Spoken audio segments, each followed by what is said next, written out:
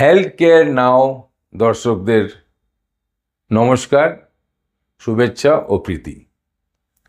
আমি ডক্টর ইমরান ওয়ালি, কনসালটেন্ট চর্ম বিশেষজ্ঞ, কলকাতায় 30 বছর ধরে প্র্যাকটিস করছি।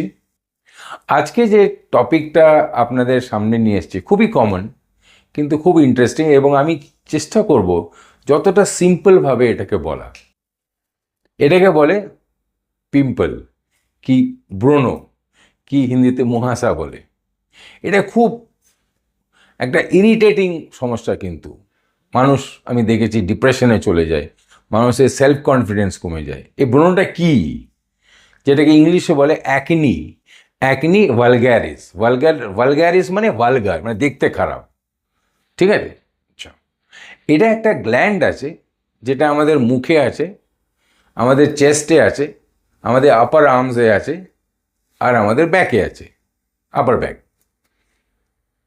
এটাকে বলে সেবাসিয়াস গ্ল্যান্ড। এই গ্ল্যান্ডটা একটা তেল ফেলে বডিতে, বডিটার স্কিনটাকে মসৃণ করতে। কিন্তু যখন বেশি তেল ফেলেছে, স্পেশালি ঘামের সময়, ওই তেলটা কিংবা সিবামটা ওই ডাক্ট অফ দ্য গ্ল্যান্ডে গিয়ে ব্লক করে দেয়, লিডিং টু অ্যাকনি। এটা ছেলেদেরও হয়, মেয়েদেরও হয়।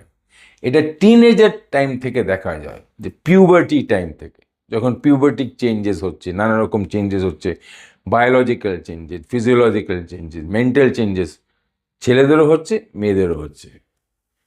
কিছু কিছু ক্ষেত্রে দেখা যায় এই বয়েলগুলো, এগুলো কিছু ছোট ছোট বয়েল, এটা অনেক রকম হয়। এটা গ্রেড 1 মানে খুব ছোট, গ্রেড 2 মানে একটু বড়, গ্রেড 3 মানে সিস্টের মতন, গ্রেড 3 মানে সিস্ট প্যাপুলার মতন, ভয়ঙ্কর হতে পারে। এমনও অ্যাকনি হয় যেটাতে আপনার মুখে হয়ে গেলে জ্বরের মতন লেভেলে নিয়ে আসে, ইনফেকশন হয়ে যায়, infected acne.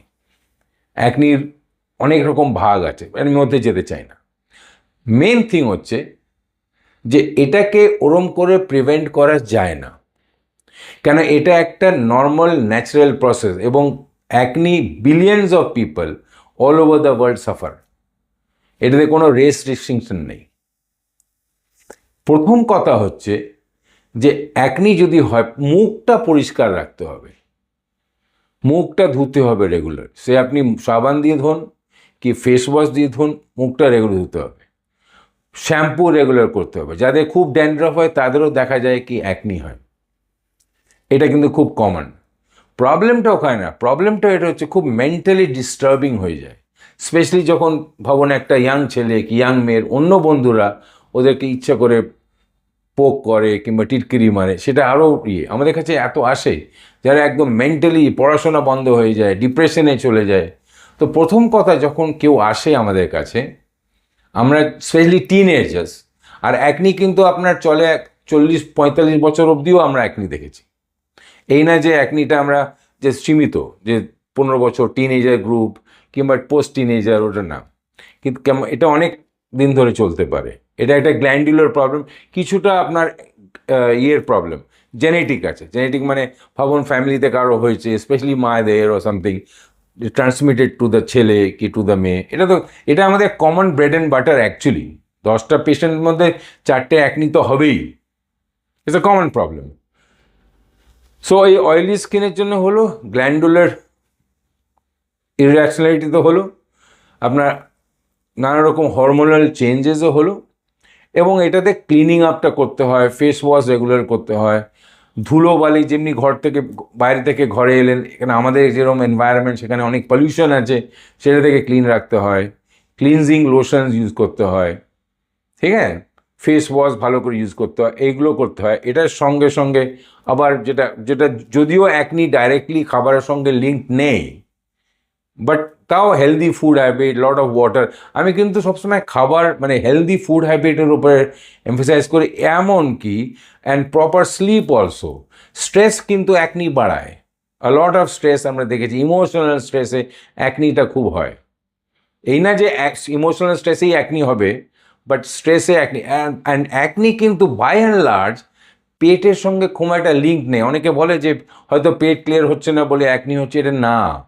It's more hormonal instances, more oily skin instances, এইগুলো থেকে হয়। আচ্ছা, এবার যখন ভাবুন, আর যখন একদম আউট অফ দ্য কন্ট্রোল হয়ে যাবে, তখন তো আপনাকে আপনার ডাক্তারকে, আপনার চর্ম বিশেষজ্ঞ যে আছে তাকে তো দেখাতেই হবে। এবার আমি বলছি অ্যাকনির যে অনেকগুলো গ্রেড আছে, কেন ডাক্তারই আপনাকে প্রপারলি গাইড করে দেবে যে কতটা কি ওষুধ দিতে হয়। অনেক রকম ওরাল ওষুধ আছে, অ্যান্টিবায়োটিক, ওরাল অ্যান্টিবায়োটিক্স দিই। অনেক খুব সিভিয়ার হলে একটু হাই এন্ড অ্যান্টিবায়োটিক দিই, খুব কম হলে লো এন্ড অ্যান্টিবায়োটিক দিই, ওর মধ্যে আমি যেতে চাই না। অ্যান্ড অনেক রকমের ওষুধ আছে, লাগাবার ওষুধ আছে, যেটা আমরা লাগাতে বলি ইনফেকশন কন্ট্রোল করার জন্যে। তার সঙ্গে অ্যান্টি অ্যাকনি অনেক জেলস আছে, সেটা লাগাতে, অনেক জলে অফকোর্স, তো ওটা কেয়ার রাখতে হবে। আর ফেস ওয়াশ এগুলো ইউজ করতে হয়। অ্যাকনির প্রবলেমটা আরেকটা হচ্ছে যারা করে, সেটা হচ্ছে অ্যাকনি যখন হয় কিংবা বয়েলটা যখন হয়, তখন সেটা কি করে, ওরা চেপে বার করে দেয়, ওটা দাগ রয়ে যায়। এই অ্যাকনির আরেকটা নেক্সট বাই প্রোডাক্ট হচ্ছে স্কার, অ্যাকনি স্কার কি অ্যাকনি দাগ। মানে অ্যাকনি হয়তো আপনার চলে গেল, কিন্তু অ্যাকনির দাগ রয়ে গেল, সেটা আরেকটা প্রবলেম হয়ে যায়, বাট সেটাও সলিউশন আছে। সো এই অ্যাকনিটা অ্যাকচুয়ালি আমরা কি করি, ট্রিটমেন্টে যতটা সম্ভব তার সঙ্গে আমরা রেডিও ফ্রিকোয়েন্সি কি ইলেকট্রোসার্জিরও করি কিছু কিছু কন্ডিশনে, যেখানে আপনার অ্যাকনি, বড় বড় সিস্টিক অ্যাকনি অনেকটা কমে যায়, তার সঙ্গে ওষুধ দিলে রেজাল্টটা ভালো আসে। এবং সবথেকে ইম্পর্ট্যান্ট যেটা আমরা কাউন্সেলিং করি, যে আপনাকে ধৈর্য রাখতে হবে। এটা একদিনের প্রজেক্ট না, এটা আপনার 2 মিনিটে ঠিক হবে না। সো আপনাকে ধৈর্য থাকতে হবে এবং আপনাকে ডাক্তারের views and ideas and advice follow করতে হবে। এটা না করলে হবে না। কে কি বলল, কে কি না বললো, আর আমাদের আজকে যেহেতু এত সোশ্যাল মিডিয়ায় এত কিছু আছে, এত এক্সপ্লোশন অফ ইনফরমেশন বলুন, মিসইনফরমেশন বলুন, এটার মধ্যে যাবেন না। এইগুলো নিজেরই আপনি সাফার করবেন। সুতরাং প্রপার জায়গায় যে জন্য আমাদের আজকে এখানে এসে বলা, এটা কেন, যাতে আপনাদের অ্যাওয়ারনেসটা করা, যাতে আপনার ঠিক জায়গায় যান। একটা ডাক্তার হিসেবে বলছি, যখন বলছি তখন আপনাদের মনে রাখা উচিত যে তখন you should go to the right time in the right place, right? So that যে জন্য আজকাল আমরা এটাতে এসেছি, বিকজ এত মিসইনফরমেশন হয়, এত মিসগাইডেড হয়, সেই জন্যে it is very important to go in the right time, right place. এটা হলো। এইবার নেক্সট পয়েন্ট হচ্ছে যে এই অ্যাকনিটা হয়তো আপনার সরে গেল, বাট অ্যাকনিটা সরে যাওয়ার পরে যেটা আপনার হলো, সেটা হচ্ছে অ্যাকনি স্কার কি অ্যাকনি মার্ক। ওইটার জন্য অনেক কিছু আছে, যেমনি আমরা অনেক মেডিসিনসও আছে যেটাতে আপনার মার্কটা লাইটেন আপ করে, আবার অনেক এক্সফোলিয়েশন আছে যেটা কেমিক্যাল পিলিং বলে। এই পিলিংটা আপনার অ্যাকনি মার্কটা অনেকটা কমিয়ে দেয়। সো এইগুলো হচ্ছে মেন থিং। এবার আপনাকে বলবো, ধরুন আমি আপনাকে 10টা এরকম পয়েন্ট বলছি, কি কি করতে হবে, মানে মেডিকেল অ্যান্ড অফকোর্স আপনার সাইড দিয়ে যেগুলো আপনার মেনটেন করা উচিত। এক হচ্ছে অ্যাকনি হলে, প্রথম কথা, অ্যাকনি হচ্ছে ঘাবড়াবেন না। এটা ভেরি ইম্পর্ট্যান্ট। আপনি জানবেন যে এটা সলিউশন আছে। সো কিপ ইউর কুল, ঘাবড়াবেন না, প্যানিক করবেন না। 2, যদি হয় discuss with your parents that what you are going to do.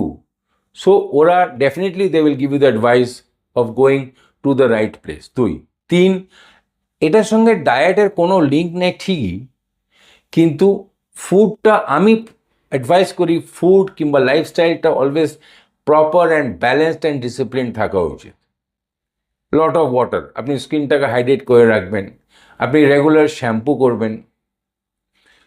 যেটা আমি 4 নম্বর বলছিলাম, রেগুলার শ্যাম্পুইংটা খুব দরকার। কেন, অ্যাকনির সঙ্গে আবার ড্যান্ড্রাফের একটা লিঙ্ক আছে, থাকতেও পারে নাও থাকতেও পারে, বাট আমরা দেখেছি আমাদের লাইফস্টাইল, আমাদের প্র্যাকটিসে, প্রাইভেট প্র্যাকটিসে, হসপিটাল প্র্যাকটিসে।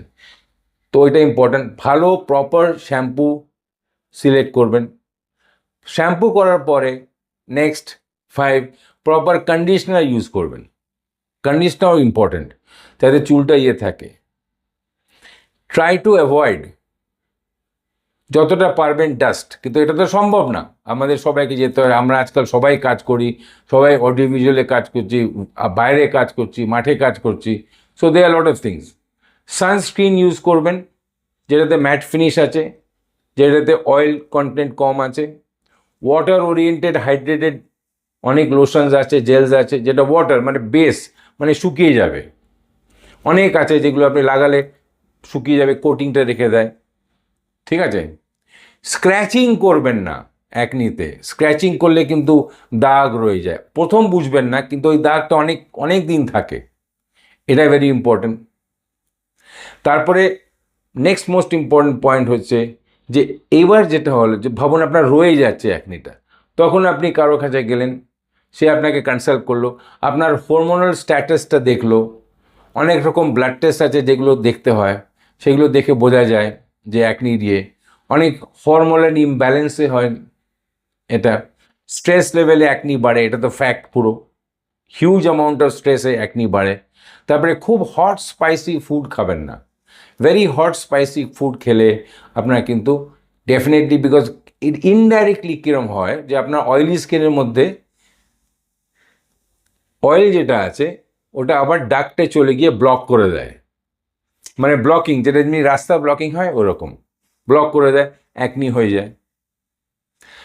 নেক্সট পয়েন্ট যেটা আপনার ফেস ওয়াশ ইউজ করবেন রেগুলারলি। আপনার অ্যাকনিতে যেটা আমাদের মোস্ট ইম্পর্টেন্ট আমরা বলি, বাট অফকোর্স যাদের ড্রাই স্কিন হয় একটু প্রবলেম হয়, মোস্ট ইম্পর্টেন্ট হচ্ছে যে to keep the skin dry, at least the skin of the face.